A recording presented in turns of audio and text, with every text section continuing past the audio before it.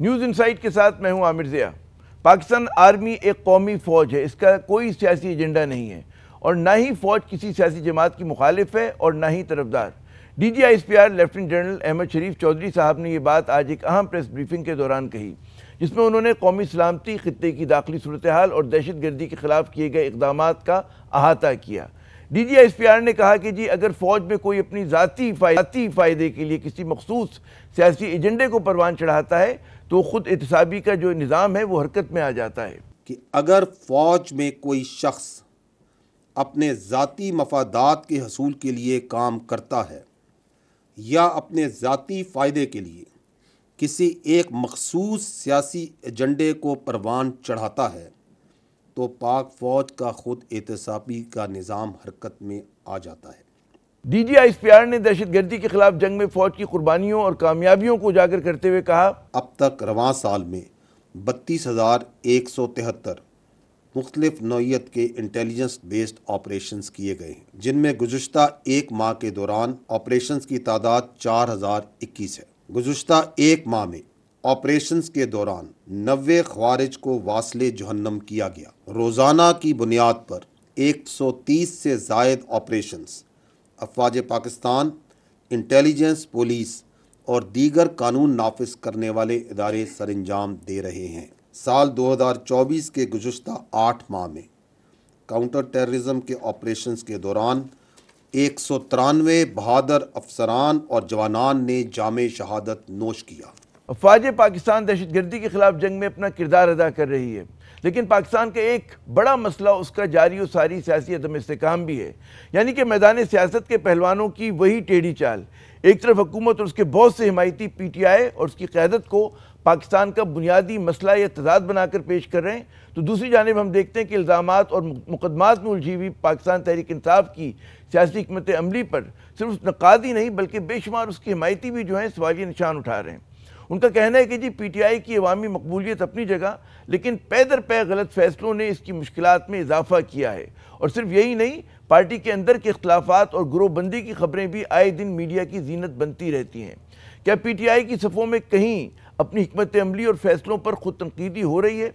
क्या पार्टी पर बढ़ते दबाव को कम करने के लिए और उसको मुश्किलात से निकालने के लिए कोई नई सोच है? पूछते हैं शेर अफजल मरवत साहब से, जो PTI का एक बहुत अहम नाम है और अक्सर खुद भी मुश्किलात और तनाज़ों की जद में रहते हैं।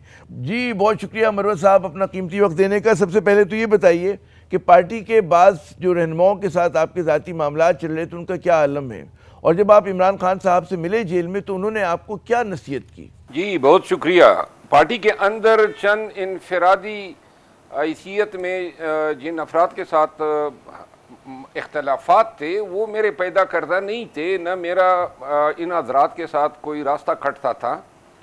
और चूँकि खान साहब से मैं मिला नहीं था 3 माह तक, 3 माह के बाद जब मैं मिला तो जो गलतफहमियाँ थी और जो खान साहब को उनके कान में बातें डाली गई थी वो तमाम जो हैं उनकी वजाहत हो गई, गलतफहमियाँ दूर हो गई। और जिसके बाद खान साहब ने कहा कि पार्टी के अंदरूनी इख्तलाफात या जो मेरे साथ इख्तलाफात रखते हैं उनका तस्करा जो है मीडिया पे न करूं, तो लिहाजा बहरहाल मेरा खान साहब के साथ ही ताल्लुक़ है और खान साहब को ही रिपोर्ट करता हूं, बाकी अफराद के साथ जो है मेरा कोई लेना देना नहीं है।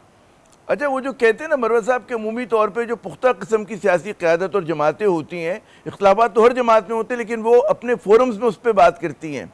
हैरत ये होती थी कि PTI की खबरें बाहर आ जाती हैं, उसकी क्या वजह है? ना तजुर्बेकारी है, मुहिम जोई है, किस तरह से आप उसको इंटरप्रेट करेंगे?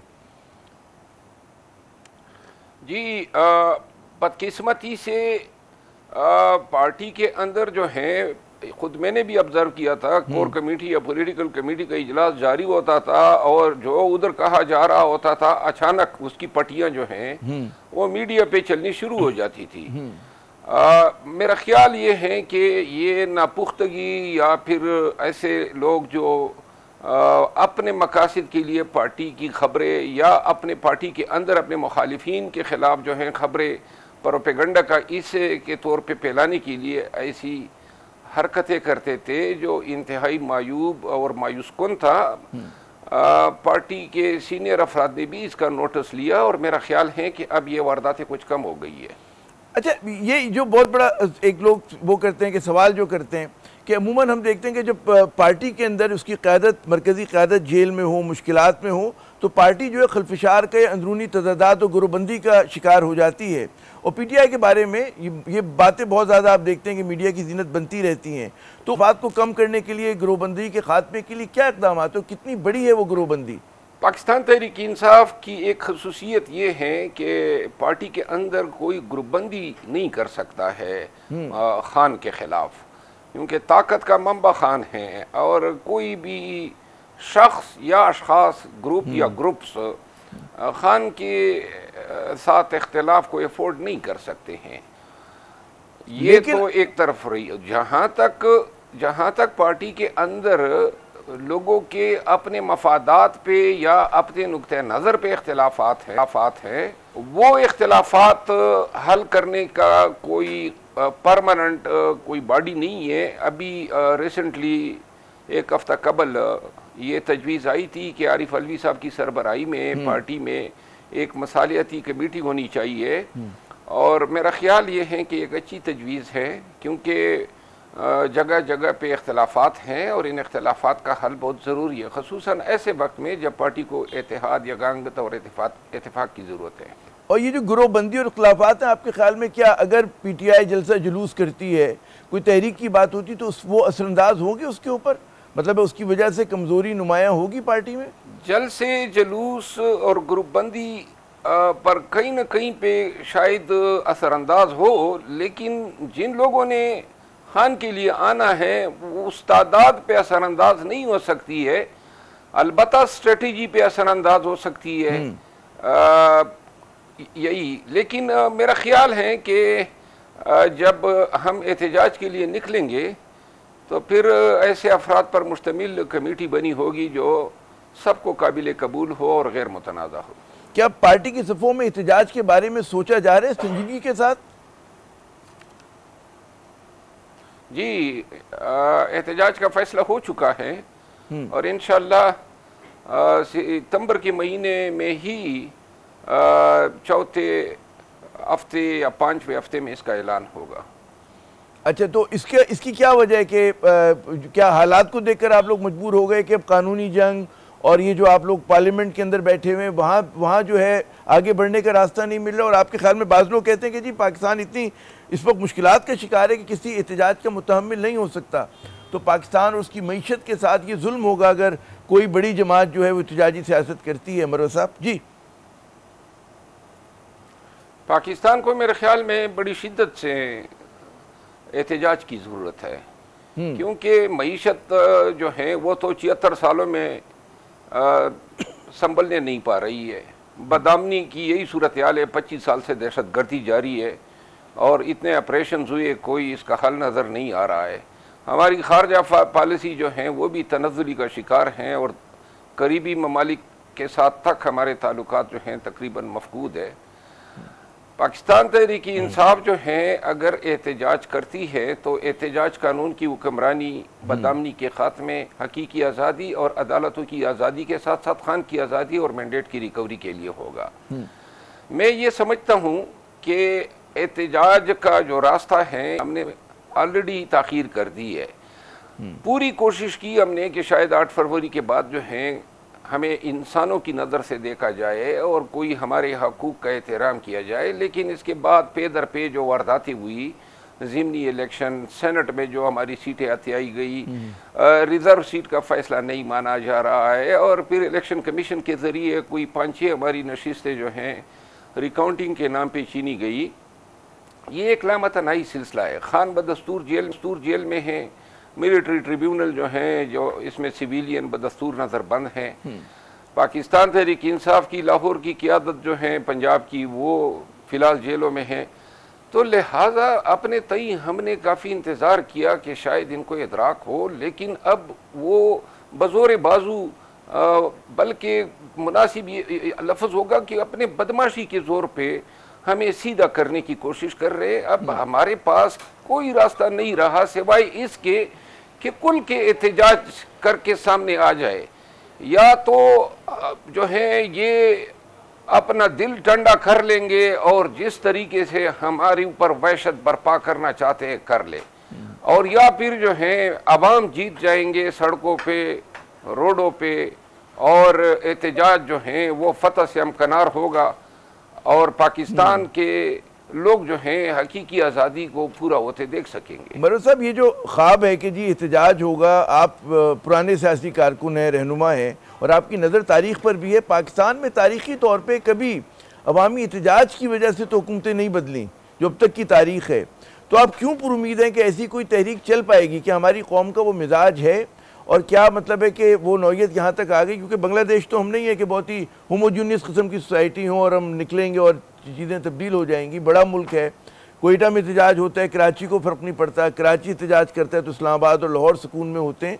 आपको क्यों पुरुमीद है कि जी एहतजाज आपका जो है वो कामयाब होगा? जनाब, पाकिस्तान में हालात जो है अब इस नेज पे आए हुए हैं, महंगाई से लोग तंग हैं। तारीख में इतनी महंगाई कभी नहीं, तारीख में इतनी बदनामी कभी नहीं थी, और फिर पाकिस्तान की 76 साल तारीख में कभी भी रियासत कुल के इस तरह डंडे के जोर पे अवाम को जानवरों की तरह और रेवड़ समझ के धकेलने आगे नहीं बढ़ी है। ये घरों से लोगों को उठाया जाना, अगवा किया जाना, चादर चार दीवारी का तकद्दुस पामाल होना, किसी को झंडा न उठाने देना, ऐसी हरकत व सकनात कभी तारीख में किसी ने नहीं देखी।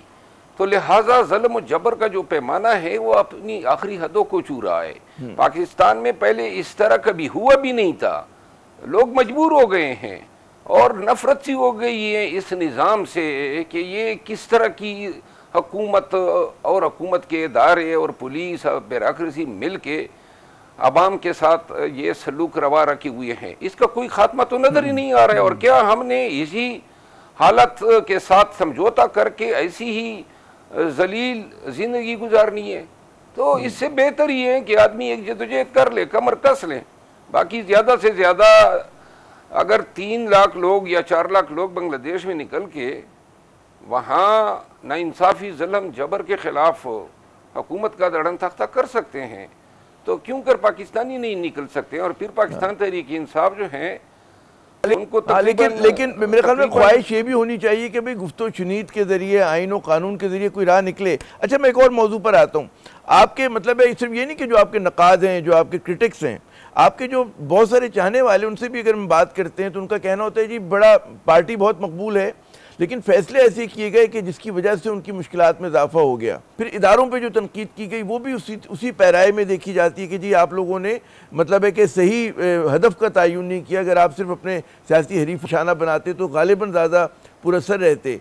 फिर बहुत सारे महाज इकट्ठे खोल लिए, तो कहीं पे खुद तनकीदी इस बात के साथ है कि जी गलतियाँ बहुत हो गई हमसे। जी, मैं आपकी इस बात से इत्तेफाक करता हूँ। फरिश्ते नहीं हैं और पाकिस्तानी सियासत में गलतियों का इर्तिकाब हुआ है, लेकिन जो है इन गलतियों से शायद हमने सीखा भी है और आइंदा जो है कोशिश यही होगी कि ऐसे गलतियों का आयादा न किया जाए। बाकी आपकी इस बात से मैं इत्तेफाक करता हूँ। और एक बात आपने कही, जो एहतजाज का रास्ता है, अगर इससे कबल कोई डायलाग का रास्ता जो है वो अपनाया जाता है और डायलाग के ज़रिए मुल्क में सियासी हम आहंगी और तमाम मामलात को डिस्कस करके आईन और कानून के ताबे बनाने की कोशिश होती है, तो हम इसे खुशाइन कहेंगे और हम इसको वेलकम करेंगे। अच्छा, दूसरी बात ये बताइए कि एक बात आपने कही, वो ज़रा मैं वाज़े कर दूं, शायद इससे पहले इस पहलू पे मैंने बात नहीं की है। ये जो आपने कहा ना कि इदारों को जो है वो टारगेट किया गया, यहाँ एक चीज़ मैं वाज़े कर दूं कि बदकिस्मती है कि बहुत सारे लोग जो हैं जो पाकिस्तान तहरीक इंसाफ से वाबस्ता हैं, बिलखसूस सोशल मीडिया के ज़रिए और ओवरसीज़ है, माजी में कुछ लोगों के बेकावे पे जो कोर्ट मार्शल शुदा लोग हैं, उन्होंने इदारों के ख़िलाफ़ जो हैं एक तो जायज़ तनकीद बनती हैं, वो हम सब करते रहते हैं, लेकिन अखलाकी दायरे से निकल के अफराद पे या इदारों पे ऐसी तनकीद की गई कि जिसका खमियाजा पाकिस्तान तहरीक इंसाफ को और ख़ान को भुगतना पड़ा।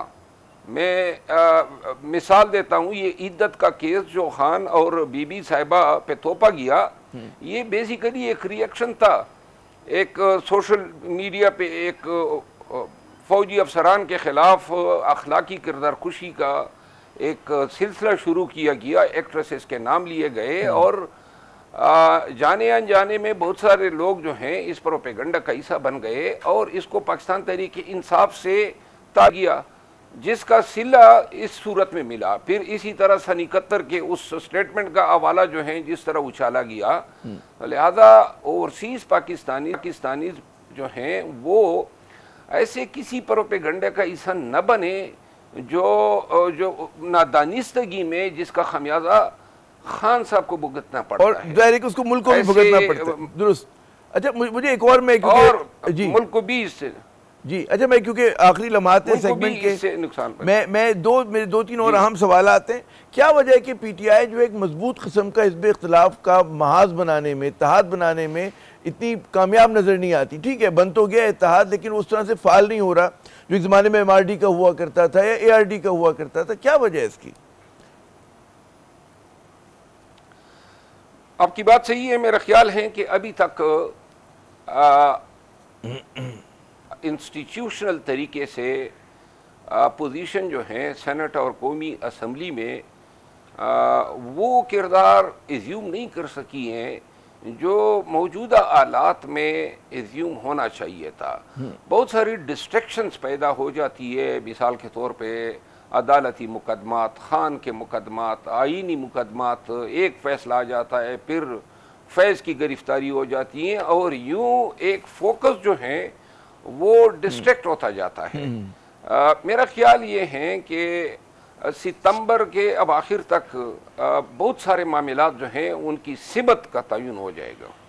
अच्छा, एक और बहुत लोग बहस कर रहे हैं कि पीटीआई की क़यादत मुसलसल इसरार करिए कि जी अगर हम मुज़ाकरात करेंगे तो हम इदारों के इस्टेब्लिशमेंट के साथ करेंगे।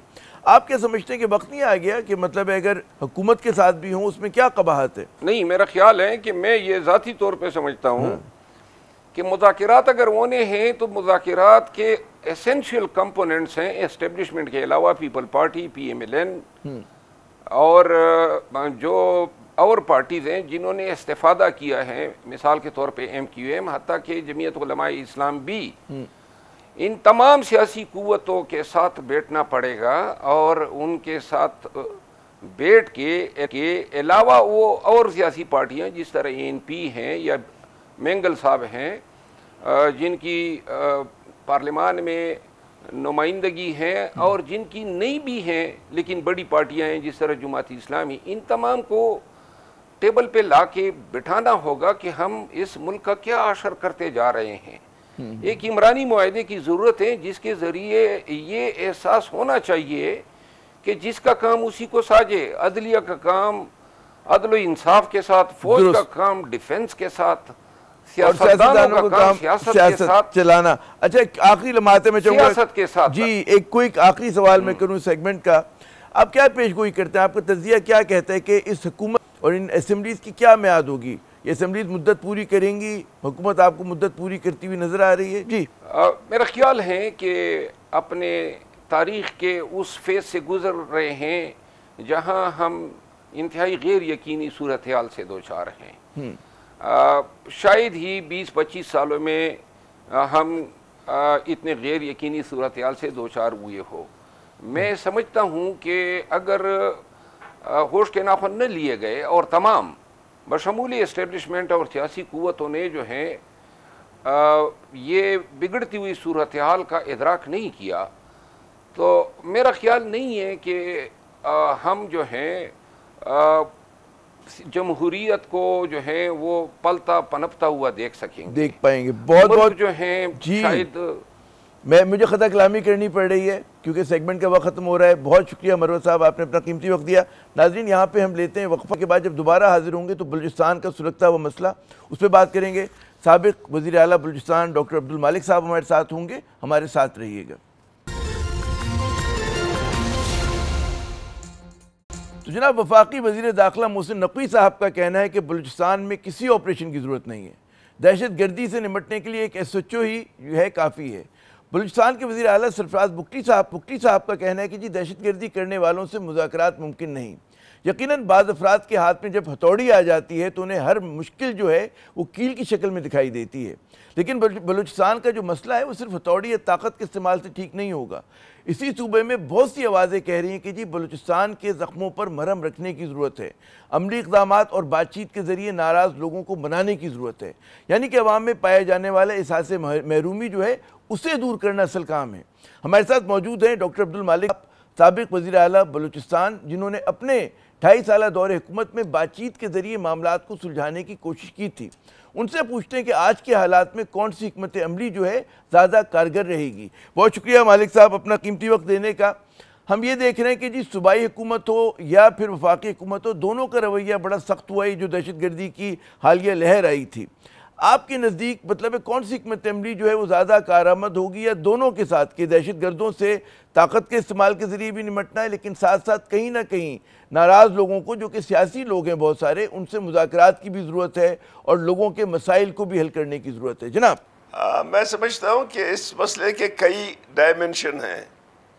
एक इस तरह की दहशतगर्दी जो अभी हुआ है राडाशम में और मस्तुंग में और कोलपुर में, ये काबिल मज़म्मत है, चाहे इसको जो भी करता है तो ये काबिल मज़म्मत है। लेकिन दूसरी जानिब बलूचिस्तान का जो मसला है वो सियासी है और सियासी मसले का हल भी सियासी है।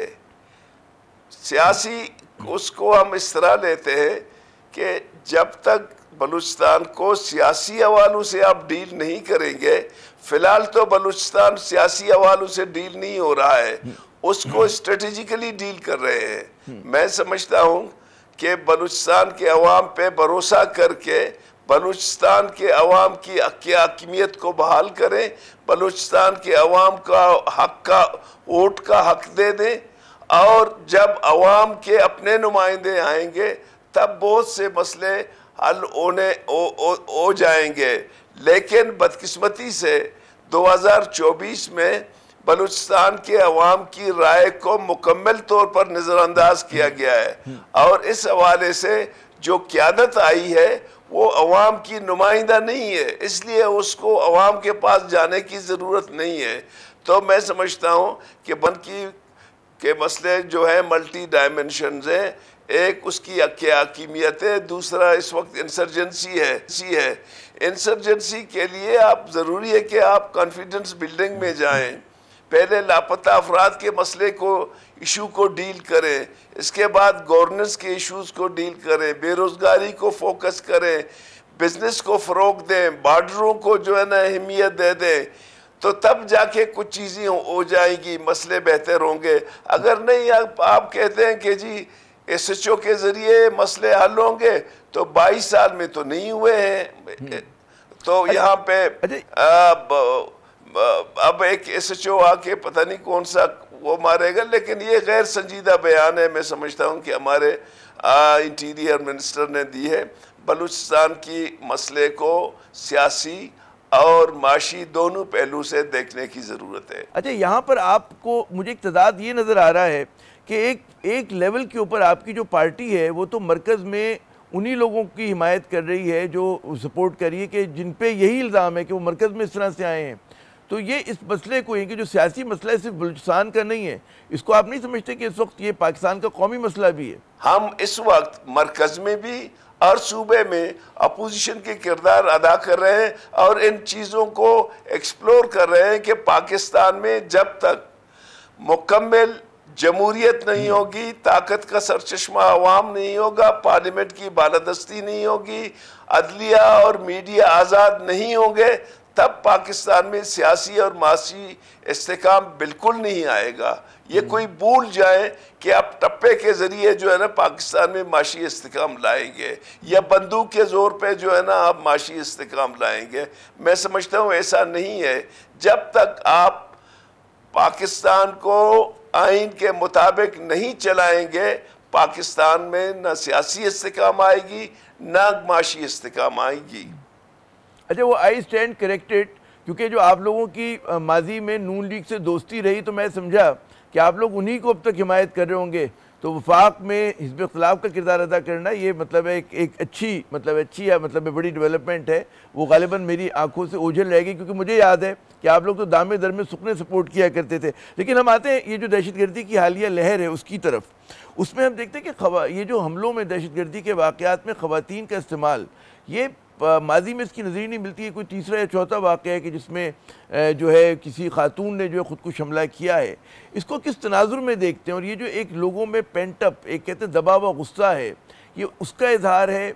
वो लोग उनकी जहन साजी जो है वो बड़ा मतलब है इस तरह से की गई है कि वो दोस्त दुश्मन की तमीज़ नहीं कर पा रहे, क्योंकि अपेरेंटली पढ़े लिखे लोग हैं, सियासी ख़ानदान से ताल्लुक़ था ये जो अभी भी जिन खातून ने हमला किया था। जी मैं समझता हूँ आज भी मुस्लिम लीग के साथ हमारे अच्छे ताल्लुकात हैं, लेकिन हम हुकूमत के से नहीं हैं। हम अपोजिशन में रह के अपनी नुक्ते नज़र रखते हैं। बाकी रहा ये हालात क्यों पहुँचे, ये तो एक इर्तिकाई अमल से होते हुए यहाँ पे आ रहे हैं। देखिए, जब आप चीज़ों को सही नेच पे नहीं देखते हैं, आप रोज़ाना अगर ये सिलसिले जारी रहे, तो मैं समझता हूँ कि इस किस्म के ख्यालात लोगों में जन्म लेते हैं। जैसे बलूचिस्तान में ख़वातीन की खुदकुश है, और ख़ास तौर पर ये जो फैमिली है या इससे कबल फैमिली थे, इनके ख़ानदान का ताल्लुक़ हमारी पार्टी से है, बल्कि इसका दादा तो मीर गौस बख्श बिजंजो का राइट हैंड था ग्वादर में, इसका बाप नेशनल पार्टी का है, इसका चाचा नेशनल पार्टी का है। तो मैं समझता हूँ कि हमें चीज़ों को बड़ा संजीदगी से देखना चाहिए कि आज हमारे बच्चियाँ क्यों खुदकुश करने पे मजबूर हैं। ये चीज़ें देखने की ज़रूरत है, इनको फोकस करने की ज़रूरत है। आप सिर्फ बंदूक के ज़ोर पे चीज़ों को ठीक नहीं कर सकते हैं। दुनिया में काउंटर टेररिज्म उसकी जो है ना नैरेटिव्स है, वो क्या आपको क्या देना है, किस तरीके से लोगों को ऑनबोर्ड करना है। यहाँ तो आप लोगों को भगा रहे हैं। दुरुस्त। अब यहाँ बलूचिस्तान में जो मौजूदा सूरत हाल है, इसको बजाय थ्रेट देने के इन पे मरहम पट्टी की ज़रूरत है। तो आप मुझे इजाज़त है, एक मुख्तसर वक्फा लेते हैं। जब मैं दोबारा आऊँगा तो आपसे मैं यही सवाल रखूँगा कि ऐसे क्या जो हैं वजूहात हैं कि इस तरह के पढ़े लिखे जो नौजवान हैं, चाहे वो मर्द हों चाहे ख़वातीन हों, कि वो दहशतगर्दों के या जो इंतहा पसंद हैं उनके आलेकार बन रहे हैं। बात करते हैं वक्फे के बाद। प्रोग्राम में नाज़रीन एक मरतबा फिर खुश आमदीद। हमारे इस सेगमेंट में खुसूसी मेहमान डॉक्टर अब्दुल मालिक बलोच साहब, साबिक वज़ीर आला बलूचिस्तान। मालिक साहब, वक्फे पे जाने से पहले आप बयान कर रहे थे कि जो अभी खुदकुश हमला हुआ, जिन खातून का ताल्लुक़ था, वो मतलब है कि उसी ख़ानदान से था जो किसी ज़माने में आपकी पार्टी के सरकर्दा अफराद हुआ करते थे, यानी कि सियासी ख़ानदान था। क्या वजह है कि जो इंतहा पसंद हैं वो पढ़े लिखे नौजवानों के जहन को मुतासिर करने में कामयाब हो रहे हैं? हमसे कहाँ भूल हो रही है बतौर रियासत, बतौर हुकूमत, बतौर समाज के? मैं आपको फ्रेंकली कहता हूँ कि बलूचिस्तान में एक स्कूल ऑफ थॉट शुरू से मौजूद है कि हम इस मुल्क के हिस्से नहीं हैं, शुरू से। लेकिन इस मसले को मुस्बत अंदाज में देखने की बजाय उसको एग्रेसिवली देखा गया है। अब जो नौजवान हैं, अब इस वक्त जो मिलिटेंसी है वो मुकम्मल तौर पर नौजवानों की लीडरशिप में है। पहले 70s में इस तरह नहीं था, 60s में ऐसा ही नहीं था, 50s में ऐसा ही नहीं था। अब मुकम्मल तौर पर नौजवानों के हाथों में है, और नौजवान फिक्री तौर पर अपने आप को इस रियासत के से नहीं समझते हैं। बजाय इस रियासत को चीज़ों को उनको कन्विंस करने के लिए मुख्तलिफ जो है ना हिकमत अमली बनाने की ज़रूरत है। जो पहले हिकमत अमली बनाते थे, जैसे 35 साल में 77 से लेकर 2002 तक कोई इंसर्जेंसी नहीं हुई थी, लेकिन नवाब साहब की शहादत के बाद और नवाब खैरबख्श मरी की गिरफ्तारी के बाद ये सिलसिला फिर शुरू हुआ, और आगे जाके जो गुलाम अहमद को शहीद किया गया, लाला मुनीर को, शेर मोहम्मद को और दूसरे बहुत से नौजवानों को। इससे वो चीज़ें एग्जिजरेट हो गई। अब ये अपनी एक, मैं समझता हूँ कि एक अच्छी खासी तादाद में नौजवानों को फिक्री तौर पर मुतासर किया है। अच्छा, अब यहाँ पे क्या आप समझते हैं कि जो आप जैसी मॉडरेट मियाना रवि की जो कौम परस्त जमातें हैं, क्या वो आज की सियासत में इरेलीवेंट हो गई हैं? क्या आप लोगों का जो असर रसूख है वहाँ के अवाम में कम हुआ है? क्योंकि जो मैं इंतखाबी नताइज हम देख रहे थे, मतलब अगर आप लोकल बॉडीज़ के भी देखें तो उसमें मैंगल साहब की पार्टी भी और आपकी भी पार्टी जो है कोई ख़ास कारकर्दगी नहीं दिखा सकी थी। सूबाई और कौमी असम्बली तो छोड़ें जी। मैं समझता हूँ अगर आप मेहरबानी करें इस सीटों को नहीं देखें, आप वोटों को देखें। आज भी बलोच इलाकों में कौम परस्तों की, नेशनल पार्टी की, BNP की वोट सबसे ज्यादा है। मेरे मुकाबले में कौमी असम्बली में जिस शख्स ने 7,800 वोट लिए हैं और मैंने 22,000 वोट लिए हैं, उसको 40,000 वोट दे के कामयाब करा। इस मरज के क्या इलाज है? लोगों ने 200-200 वोट ले ली और उनको कामयाब करार दिया गया है। तो मैं समझता हूं कि हमारी सियासत इरेलीवेंट नहीं हुई है। हमारे अवाम ने हमें वोट दिए हैं, लेकिन जब आप जोरावरी करते हैं, आप यहाँ पे एक्शन करते हैं, तो फिर जो है ना कारोबारी लोग आ जाते हैं, ठेकेदार आ जाते हैं, माफियाज आ जाते हैं। आज भी मैं समझता हूं कि बलोच इलाकों में कौम परस्तों की वोट सबसे ज्यादा है। अच्छा, क्या ये जो जैसे मैंगल साहब ने भी कहा कि जी आज की जो बलूचिस्तान असम्बली है उसमें अवाम की हकीकी नुमाइंदगी नहीं है, तो ये दावा बड़ा नहीं, क्योंकि मतलब उसमें भी पुराने सियासी कारकुन ही है। सरफराज बुगटी साहब भी एक अरसे से सियासत कर रहे हैं, तो आप नहीं समझते कि ये लोग जो हैं बलूचिस्तान के अवाम के हकीकी नुमाइंदे हैं? जनाब देखिए, मैं किसी के नाम लिए बगैर, बहुत कम लोग हैं जो अवाम की जीनियन वोटों से आए हैं। बाकी ज्यादातर जो है ना फॉर्म 47 के पैदावार हैं। जो 47 था वो बिका है, ये कोई डकी छुपी बात नहीं है। आप जब वज़ीर आला थे, वो 2-2.5 बरस का जो आपका दौर था, उसमें बड़ी कोशिशें हुई थी कि जो अस्करियत पसंद हैं उनसे गुफ्तगू हो और उनको मतलब बातचीत के ज़रिए मसले को हल किया जाए। उसमें क्या पेशरफ्त हुई थी और कहाँ पे मुश्किलात आ गई थी कि पूरा मामला जो है पटरी से उतर गया?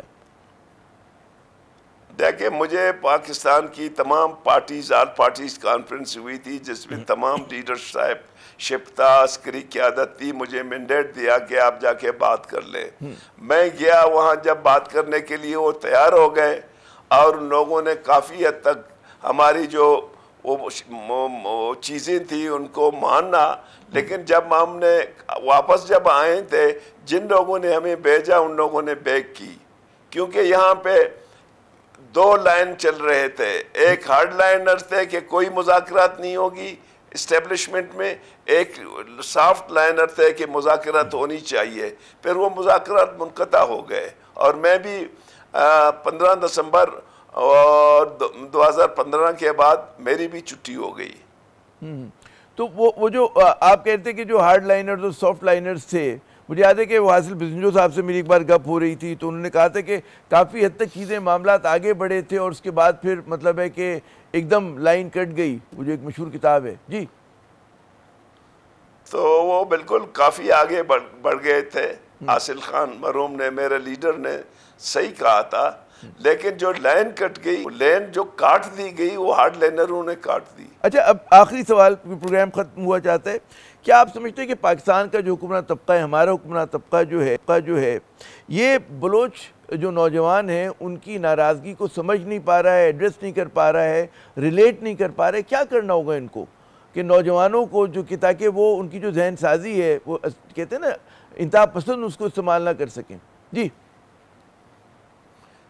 देखिए, मैं समझता हूँ कि पाकिस्तान में एक माइंडसेट मौजूद है जो यहाँ के अशरफिया में भी है, इस्टेब्लिशमेंट में भी है, जुडिशरी में भी है। वो बलूचिस्तान को उसको सियासी अंदाज पे डील नहीं कर रहे हैं। वो ये समझते हैं कि यार चूँकि बलूचिस्तान स्ट्रेटजिकली इम्पॉर्टेंट है, वसाइल बहुत है, बहुत बड़ी साइल है, इसमें हम लोगों को अगर आज़ादी दे तो शायद जो है ना वो आज़ादी उनको हज़म नहीं होगा। मैं समझता हूँ कि पाकिस्तान के तमाम अदारों को बलूचिस्तान के अवाम पे भरोसा करना होगा, बलूचिस्तान को ऑन बोर्ड करना होगा, तब जाके चीज़ें ठीक होगी। जब आप मुझ पे भरोसा ही नहीं करते फिर मैं आप सब पे क्यों भरोसा करूँ? यहाँ पे कॉन्फिडेंस बिल्डिंग की जरूरत है, ट्रस्ट डिफिशिएंट है, असल बात है, आपस में जोड़ने की जरूरत है। जी, अवाम को जोड़ने की ज़रूरत है। बहुत बहुत शुक्रिया मालिक साहब, आपने अपना कीमती वक्त दिया। नाज़रीन, यकीनन दहशतगर्दी खिलाफ लड़ाई अपनी जगह, लेकिन ज़रूरत इस बात की है कि बलूचिस्तान के अवाम के ज़ख्मों पे मरहम रखा जाए और उसके साथ साथ इत्मीनान साजी की ज़रूरत है कि उन अवाम पे कहते हैं कि जब तक आप भरोसा नहीं करेंगे, पाकिस्तान की गाड़ी, बलूचिस्तान की गाड़ी जो है उसका आगे चलना ज़रा सा मुश्किल होगा। ज़रा सा नहीं बल्कि काफ़ी मुश्किल होगा। आमिर ज़ैद को अगले प्रोग्राम तक के लिए इजाज़त दीजिएगा। खुदा हाफिज़।